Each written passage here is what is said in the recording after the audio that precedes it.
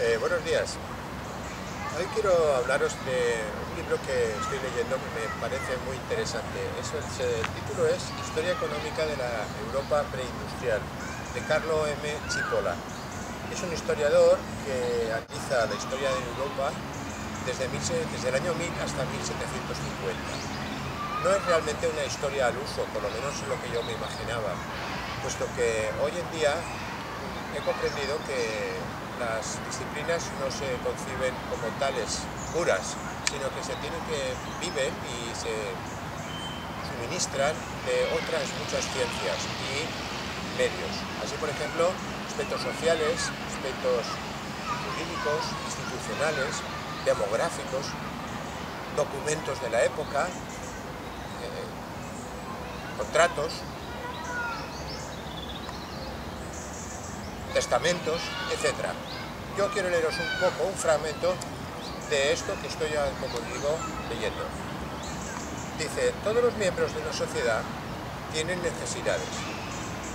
La cantidad y calidad de las necesidades varía enormemente en función de numerosas circunstancias. Incluso las necesidades que parecen más inelásticas, como la necesidad fisiológica de alimentarse, varían considerablemente de una persona a otra, según el sexo, la edad, el clima y el tipo de trabajo. Decirse que la cantidad y calidad de las necesidades de una sociedad dependen del tamaño de la población, de la estructura de la población por edades, sexo y ocupación, de los factores geofísicos y de los factores socioculturales. El primer punto no necesita comentario.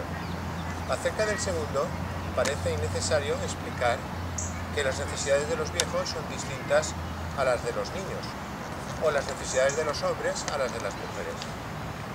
En cuanto al tercer punto, parece evidente que quien vive en Islandia o en Siberia tiene necesidades totalmente distintas de quien vive en Mallorca o en Sicilia. Las relaciones entre necesidades y condiciones socioculturales son de carácter más sutil. En la Inglaterra preindustrial dominaba la convicción de que las verduras engendraban, entre comillas, humores insalubres y a menudo fiebres pútridas, cierra comillas, además de ser causa de melancolía y flatulencia. Consecuencia de estas convicciones era una escasa demanda de frutas y verduras, hasta tal punto que la población vivía en un estado preescorbútico. También la leche era mirada con recelo. Por otra parte, aunque muchos se negaban a tomar leche fresca de vaca, bastantes adultos acomodados pagaban nodrizas para chupar directamente la leche de su seno. El viejo doctor Cayus sostenía que su carácter cambiaba según el carácter de la nodriza de la que se alimentaban. Aquí no debe interesarnos si el cambio de humor dependía realmente de la leche o de descargas hormonales. El caso es que existía una demanda sostenida de nodrizas, y no solo para alimentar niños de pecho. Otros factores culturales pueden influir igualmente de forma determinante en las necesidades, su naturaleza y su estructura. Durante siglos, los católicos consideraron un deber comer pescado en viernes.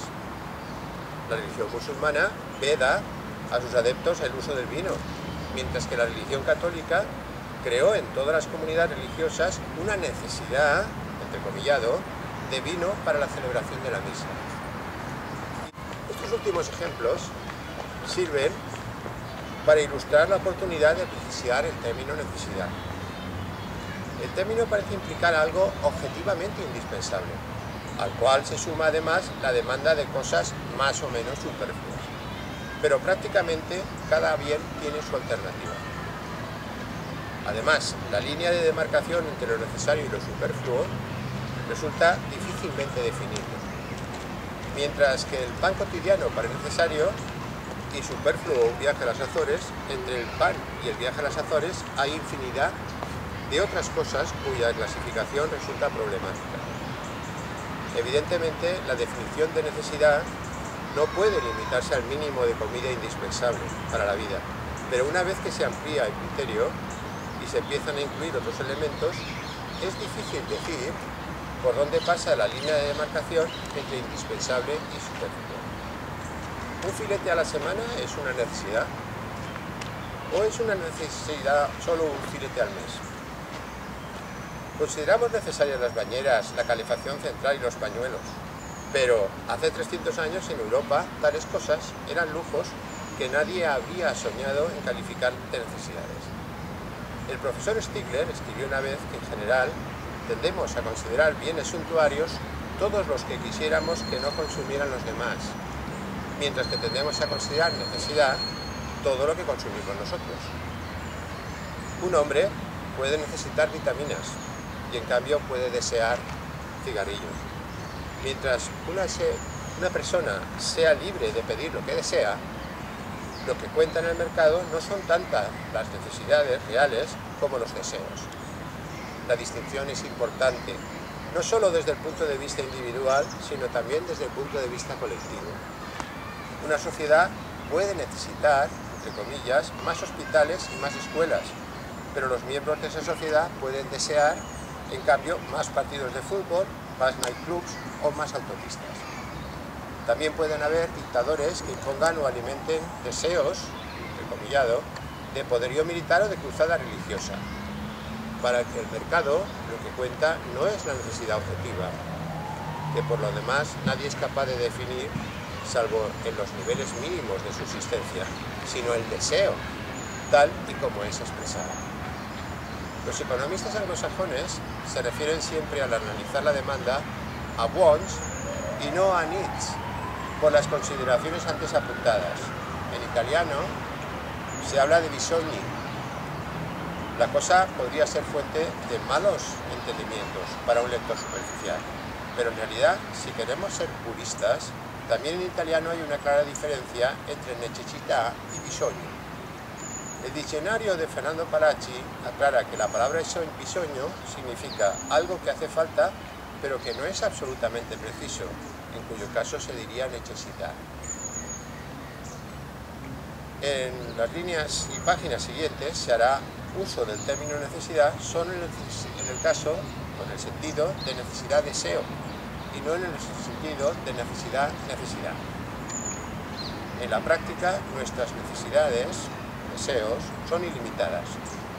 Desdichadamente, tanto en cuanto individuos como en cuanto sociedades, disponemos de recursos que son limitados. Por consiguiente, debemos continuamente realizar elecciones. Debemos, dicho de otro modo, dar una orden de prioridad a nuestros deseos y decidir cuáles satisfacer y cuáles sacrificar. Las sociedades y los individuos hacen esta elección no solo sobre la base de consideraciones económicas, hacen esta elección también, en este caso, entran continuamente en juego elementos políticos, religiosos, éticos, sociales y de costumbres, influyendo de forma determinante en la formulación de un orden de prioridades dado. En la historia encontramos sociedades encantadas de erigir templos y pirámides a costa de pasar hambre, y sociedades que prefirieron los cañones a la mantequilla.